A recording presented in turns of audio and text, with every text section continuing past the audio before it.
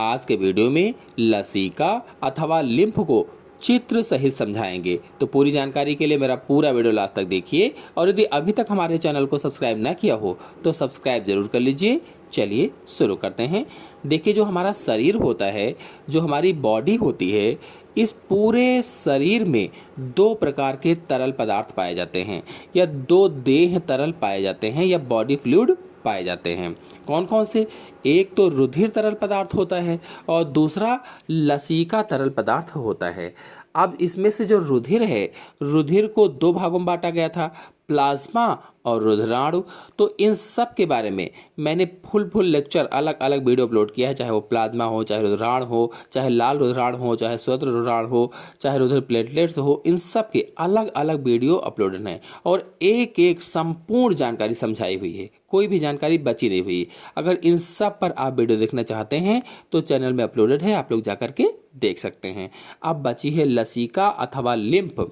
तो जिस तरह से हमारे पूरे शरीर में रुधिर फैला हुआ है, उसी तरह से हमारे पूरे शरीर में लसीका वाहिनियां फैली हुई हैं, लसीका की नसें भी फैली हुई हैं। तो आज के वीडियो में हम लोग लसीका अथवा लिम्फ को समझेंगे। तो चलिए शुरू करते हैं। देखिए, जो लसीका है अथवा लिम्फ है, ये रुधिर तथा ऊतक द्रव के बीच का द्रव होता है।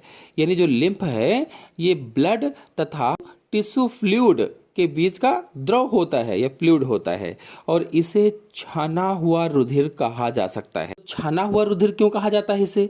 वास्तव में लिम्फ रुधिर केशिकाओं से विसरण द्वारा छनकर बनता है। जो ब्लड कैपिलरीज होती हैं, उनसे विसरण द्वारा छनकर लसीका या लिम्फ बनता है और इसमें लाल रुधिर कणिकाएं नहीं पाई जाती हैं। जो रेड ब्लड सेल्स होती हैं, आरबीसी होती हैं, वो लिम्फ या लसीका में नहीं पाई जाती हैं और रुधिर की अपेक्षा प्रोटीन की मात्रा भी काफ़ी कम होती है। यानी रुधिर में प्रोटीन की मात्रा अधिक होती है जबकि इसमें उसकी अपेक्षा कम होती है।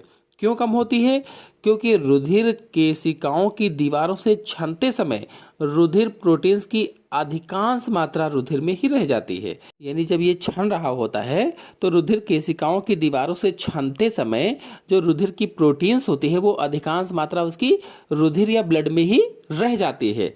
लेकिन लिम्फ में ग्लूकोज, लवण, एमिनो अम्ल, विटामिन्स और यूरिया आदि पदार्थ उसी मात्रा में पाए जाते हैं जितने की रुधिर में।